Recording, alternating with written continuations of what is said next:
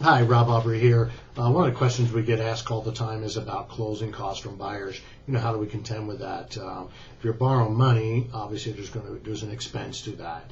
And typically, we're just going to use simple round numbers. Typically, closing costs is roughly 3%, and that could vary depending on the time of the month you close and that type of stuff. So, with your prepaid interest and blah, blah, blah. So anyway, we're just going to use simple math across the board to give a couple scenarios. Let's just work on the idea that we have a $200,000 agreed price. Sellers agreed to take $200,000, but they're willing to pay $5,000 in closing costs. So you as a buyer, you'd have to pay $1,000 of your own closing costs, and the seller would pay they would pay $5,000 for you.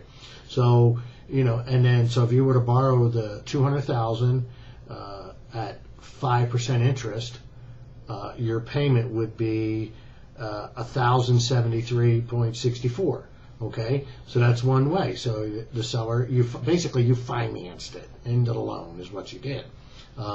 So if the seller is willing to take $195, because that's essentially what they're doing, at $200,000 paying back $5,000, they're really willing to take $195. So why not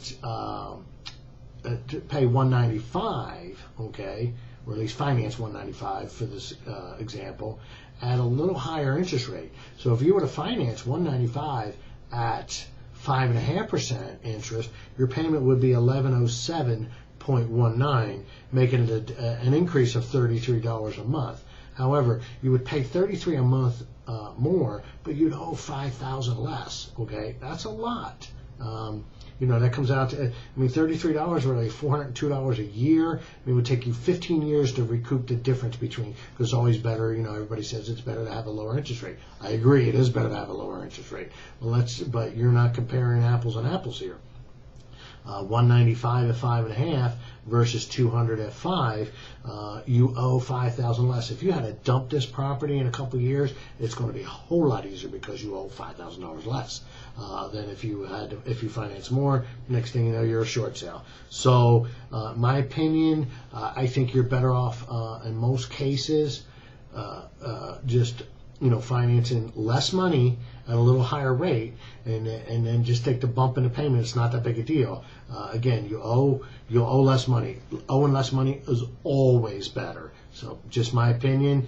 The little spreadsheet below to show you the two scenarios. Any questions, call me. My number is 801-999, and that's 8209. Again, 999-8209. Thanks. Make it a great day.